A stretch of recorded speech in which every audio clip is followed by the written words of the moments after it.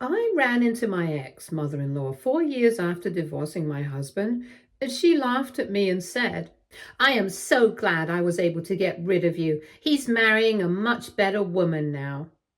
I smiled back and said, "Do you know who your son is marrying?" Mother-in-law couldn't believe her ears when she heard who her new daughter-in-law was. Hello, everyone. I'm Anita.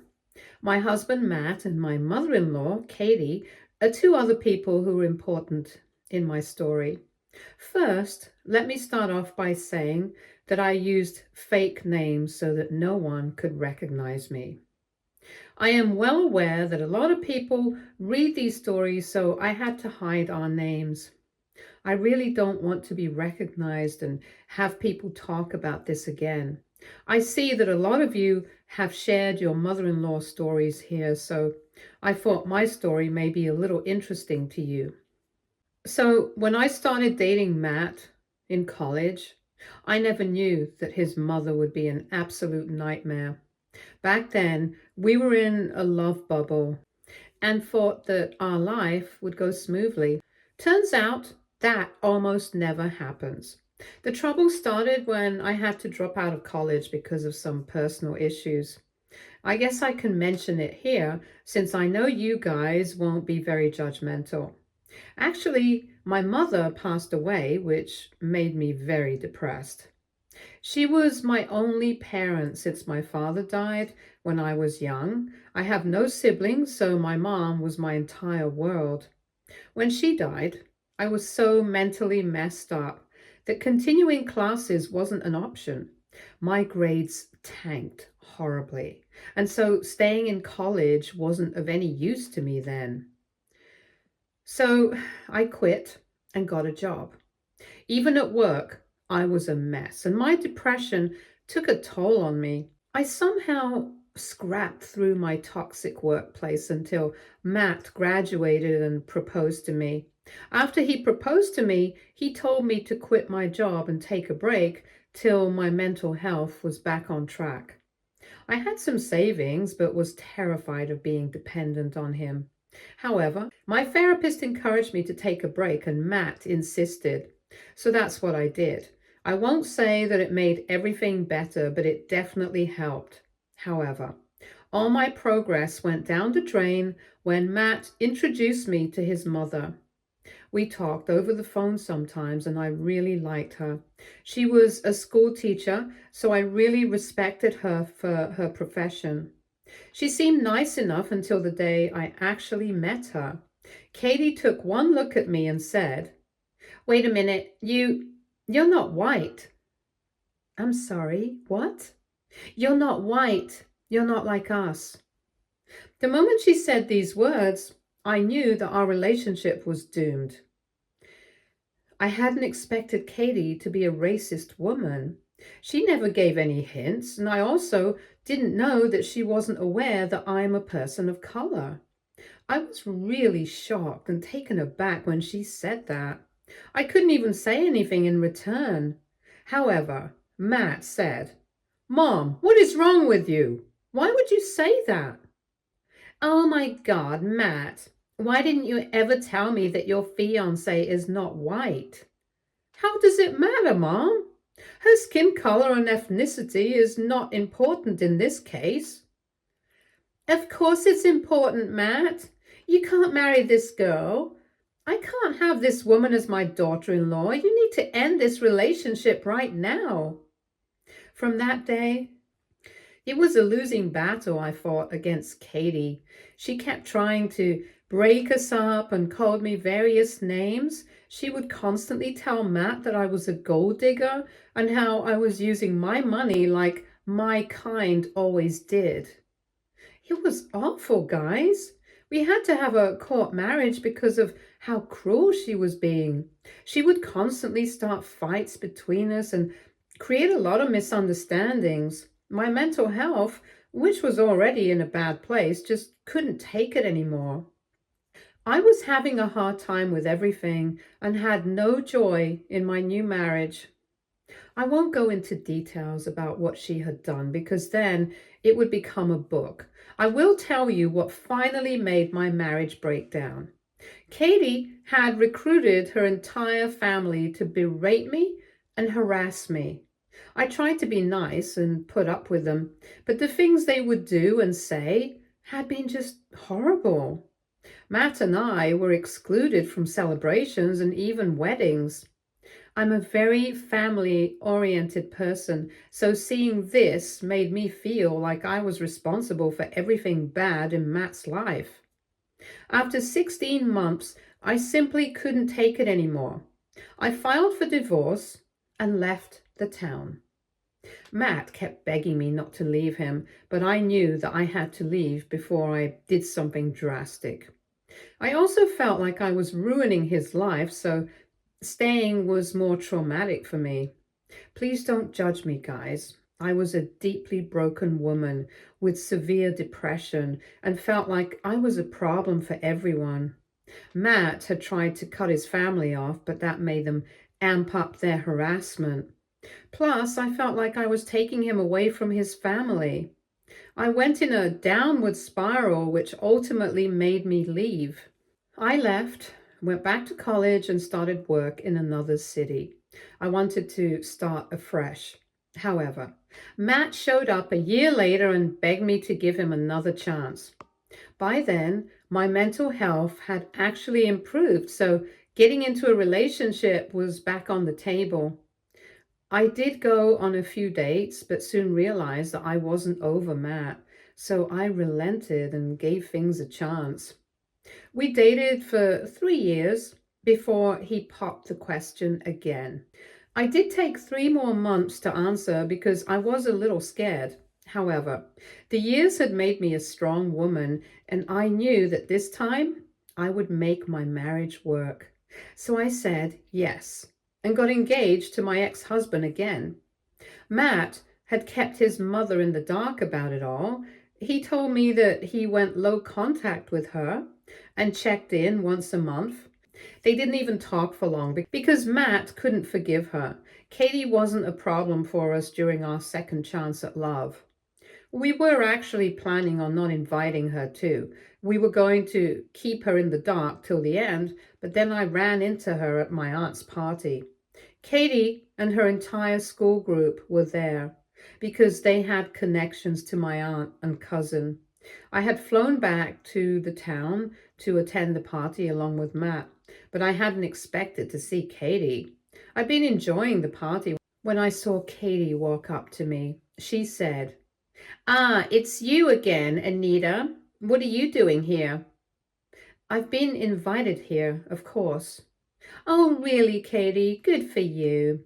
I feel sad for you sometimes. You lived like a queen when you were married to my son. Now you have to fend for yourself. I don't regret your divorce, though. It was the best thing to happen to my son." I was starting to get really mad at the way Katie was talking to me. I had fully intended to ignore her as I was at the party, but for some reason I couldn't bring myself to after what Katie said. I thought that maybe she would change her behavior a little since it had been 4 years already, but no, I had no such luck. She was still a raging idiot.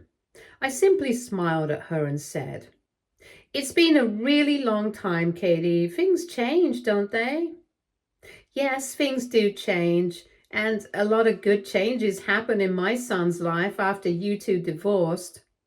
"Really, Katie? How nice for your son. You must be very happy for him." "You are dying to know, aren't you? Well, Matt is engaged to someone. She's an exceptional woman and definitely worthy of my son." I had to stop dead in my tracks mentally. I couldn't believe what I was hearing. Katie was actually complimenting me. But it took me only a few seconds to remember that Katie had no idea that I was Matt's fiance. She was just trying to make me jealous and gloat about her achievements in removing me from her son's life. She noticed my change in expression but interpreted it as something else. She laughed and said, "Don't look so sad, Anita. These things happen for the best. After all, we all knew that you were never right for him.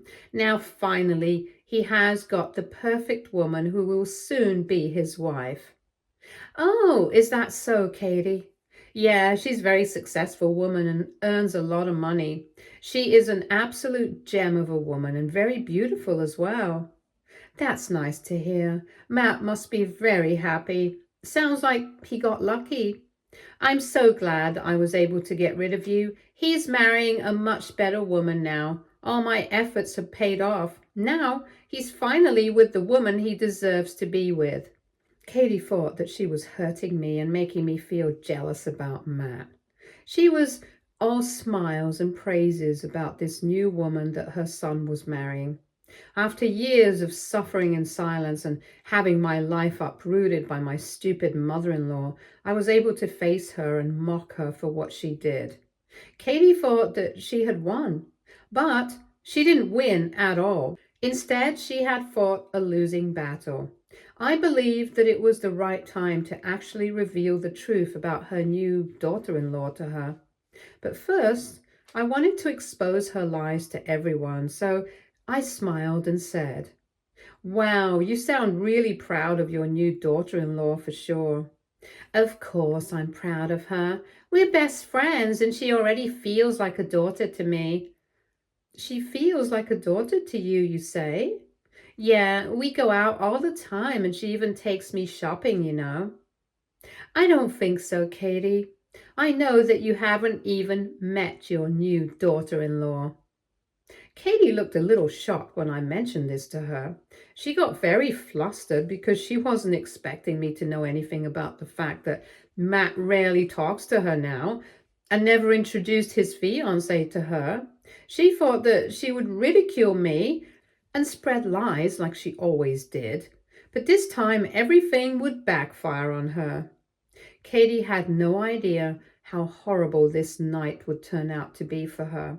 She tried to dismiss my words by saying, "What are you saying, Anita? Of course I met my only son's fiancée.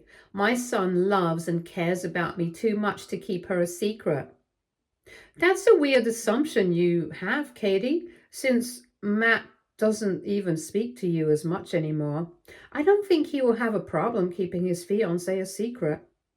You don't know anything and are speaking rubbish. My son would never do that to me. But he did, Katie.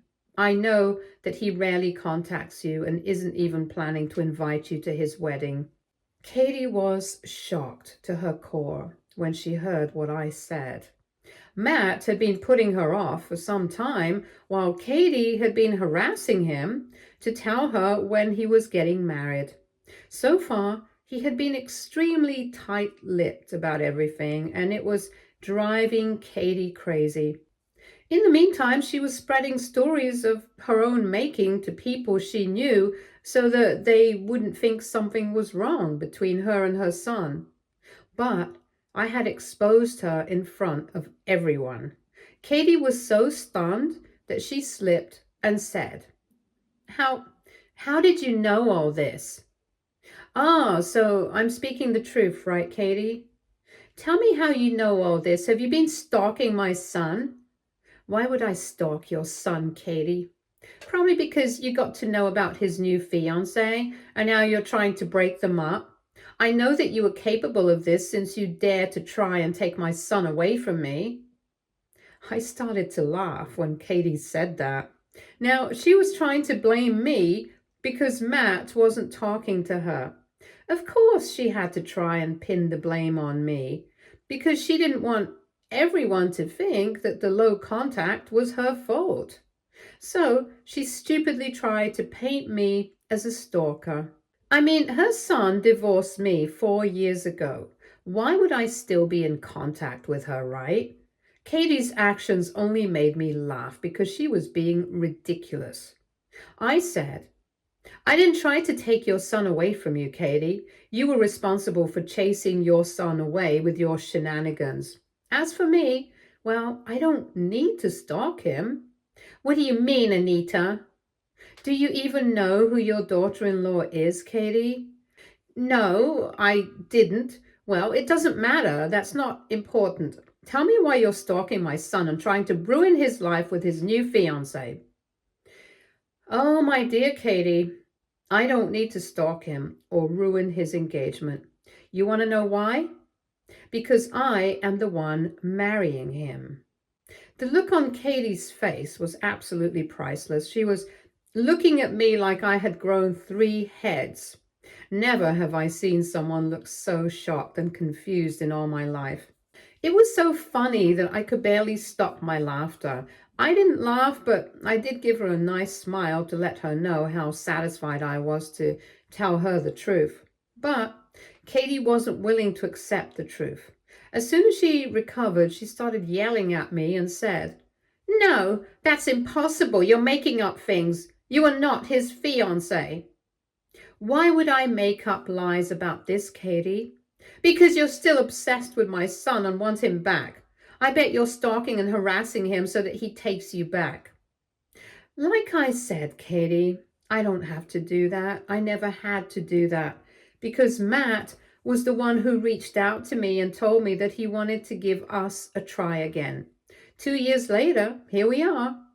"You're still lying. Matt's new fiancé is highly educated with a college degree and a great job. You're nothing but a college dropout who mooches off people." "Well, I got back to college after the divorce and got my degree. I also got a pretty good job working in HR, and now I earn good money. So no, again, Katie, I am not lying."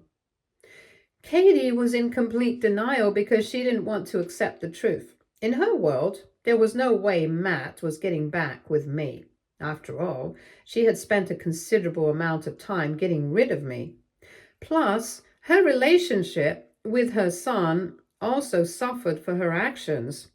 So hearing that all her efforts were in vain made her go into complete denial. I didn't expect her to believe me anyway, so I wasn't all that surprised. Katie just kept saying, "No, no, no, this can't be true. This cannot be true. This cannot happen." "It did happen, Katie. I'm going to be your daughter-in-law again." "No, I don't accept this. This has to be a lie." "If you still think that I'm lying, why don't you ask your son for the truth? He's already here." Katie was still in shock when Matt walked into the party. He was actually there as my guest, but arrived late because he couldn't get off work. He wasn't expecting to see his mother there either. So when he took one look at her, his face went cold. He walked up to me, placed a kiss on my cheek after greeting the host. I could see that the blocks were falling into place in Katie's mind. She stares at us wide-eyed, and after a few seconds, she said, "Matt, why are you here?" My fiance got to bring a +1 to the party, and the host knows me as well, so I got an invite too. "What fiance, Matt? Who is your fiance?" "She's right here, Mom. Don't tell me you didn't see me kiss her." At that point, Katie realized that I was indeed telling her the truth. So she literally started to shake a little and looked stunned beyond belief. She looked at us like she couldn't bear seeing us together. Katie also had the gall to burst out in tears and say, "No, no, no, this cannot be true. You two are playing jokes on me. Our relationship and marriage was a joke to you, but not to us, Mom. We will never joke about these things." "You can't stay with this woman. She's what, Mom? She's nothing but an amazing woman, unlike what you have always thought of her. Anita is the best partner to me." "You have no idea what you're talking about, Matt. You could have found a way better woman." So apparently I wasn't a worthy woman anymore.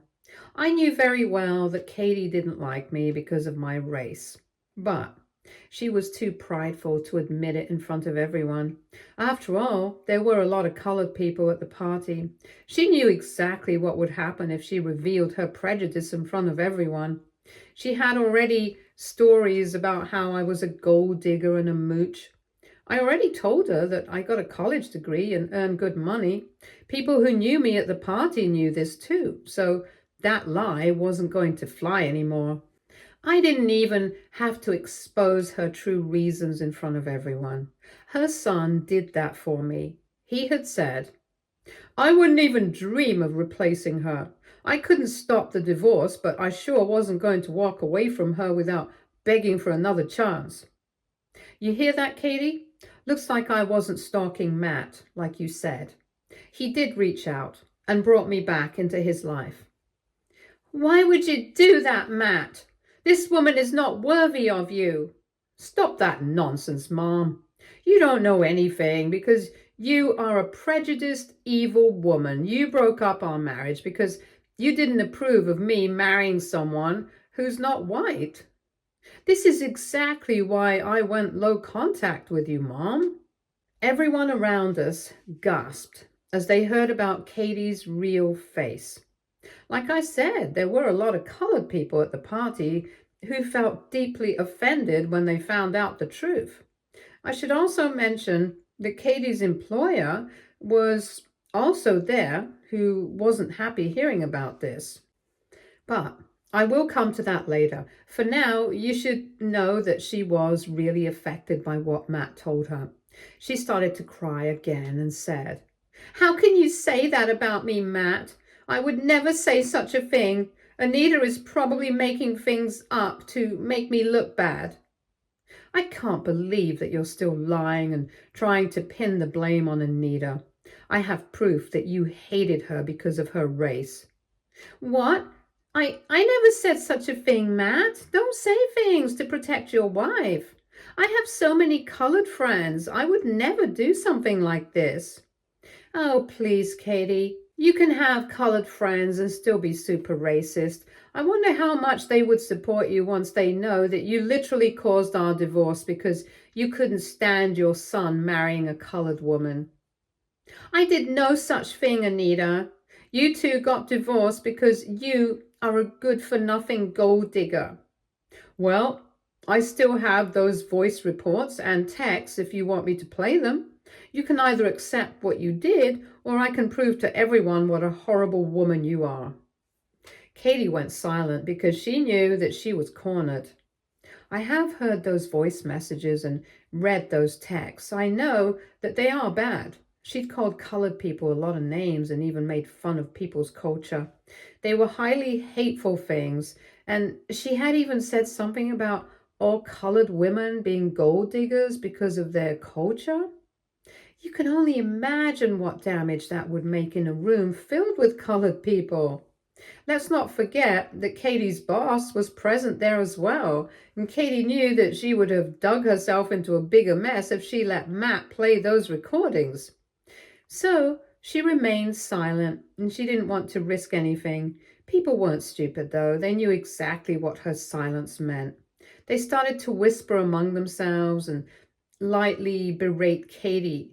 Before things could get out of hand, my husband intervened and said, We have disrupted the party enough, so I'm not going to drag this out anymore. Don't approach us and don't talk to my fiancé ever again. But you can't be serious about marrying her, Matt. She has already shown to be an unreliable partner. You can't just jump into marriage with her again. Listen to me, Mom. Whatever troubles we had between ourselves were mostly created by you. We worked on it ourselves and solved it. Plus, you don't get to tell me who I marry. This is very unfair, Matt. You're making a big mistake. Well, since I'm making a big mistake, you don't need to witness it. Consider yourself uninvited from the wedding. Then again, it's not like I was going to invite you anyway. Katie wasn't expecting this to happen. For some odd reason, she still wanted to be present at the wedding. I guess she would want to make trouble at the wedding so that she could stop it. No matter what the reason was, Katie didn't take this news well. She cried and said, Why are you doing this to me, Matt? I'm your mother and you don't even want to invite me to your wedding. Why would I, Mom? You don't respect my marriage and my fiancé enough to warrant an invite. Plus, you tried to blame Anita for everything you did today. I've been very gracious with you, even after you purposefully ruined my marriage. I will not make that same mistake again. What do you mean, Matt? I mean that I would be going no contact with you from now on. It's very clear to me that you haven't changed one bit. You stayed out of my relationship so far because you didn't know I was dating Anita again. I'm just looking out for you, son. You know how much I love you. Please don't cut me off like this. I know that once I give you a chance, you will start trouble again. It's time I step up for my wife and protect her. This time I will be doing things right. And it would mean that I wouldn't be having a relationship with you anymore. No, no, you can't do this to me, Matt. Please don't do this. I need you. Katie started to cry and beg for mercy right in front of everyone. We tried to walk away, but she simply wouldn't let us. She followed us and kept asking Matt for forgiveness. Matt remained stoic and wasn't even acknowledging her anymore. He simply held my hand and looked the other way. He wasn't budging from his stave and showing his shiny spine as well. The guests at the party were kind of having fun with the drama and kept talking trash about Katie, but she was too emotionally wounded to notice that. After a few minutes of severe apologizing, Katie couldn't take it and fake it anymore. She got so angry that she probably lost her sense of reason. She started to scream like a mad woman and blame me for taking Matt away from her. She said, You siren, I will never forgive you for this. You have taken my son from me. Your son is neither your property nor mine. He doesn't belong to anyone. He's a grown man who has autonomy over his actions. He doesn't want you in his life out of his own will. No, he would never do that to me. You must have used some sort of black magic to trick him. I know your kind does those sorts of things. I'm sure you did it on my son. I started to laugh when she said that. Yes, it was offensive again, but also funny at the same time. Me being a colored woman somehow made me a witch as well. It was laughable that Katie considered herself highly educated and was a teacher while believing this nonsense about witchcraft and black magic. Also, she had made a big mistake by opening her mouth because people were listening and this wasn't good for her. Still, she kept talking and making things worse for her. I simply told her, I can't believe that you consider these things to be true despite being a teacher. I always consider this mentality not suited for educational spaces. Shut up, you witch. You have destroyed my family and trapped my son again. You have taken him from me because you want his money all to yourself. I thought you said that your new daughter-in-law was a rich and beautiful woman, Katie. What happened now? Now you're backtracking and saying that I'm a gold-digging witch? I think you should reflect on your speech a little. Mom, that's enough now. We have had enough of your nonsense. I won't tolerate any more trash coming out of your mouth. Leave me and Anita alone. We want nothing to do with you again. We are done here. Anita didn't like this one bit. She started yelling and shouting profanities at me again while acting like a crazed woman. By then, Matt and I already had enough of the drama, so we told the guests that we were leaving and started to walk out of the party. When I was almost close to the gate, I was sprung back by a pair of hands. It was Katie who had attacked me from behind. She wrenched me off Matt and started to punch me in the face. She's a rather healthy woman, so it did end up breaking my nose. The scene was horrible, and basically 3 people, including Matt, had to hold back Katie from raining blows on me. Someone at the party called 911 and the cops came to arrest her. Katie lost most of her friends that day. If you have read my story so far, I know you would want to know the aftermath of that party. Well, I got driven to the hospital by Matt after Katie was taken away by cops. My aunt's house was very close to the police station, so the cops were there in no time. They swiftly cuffed Katie, who tried to resist arrest, and screamed at the officers too. Oh, there was a black guy among the cops who didn't like being called inappropriate names, so there is that.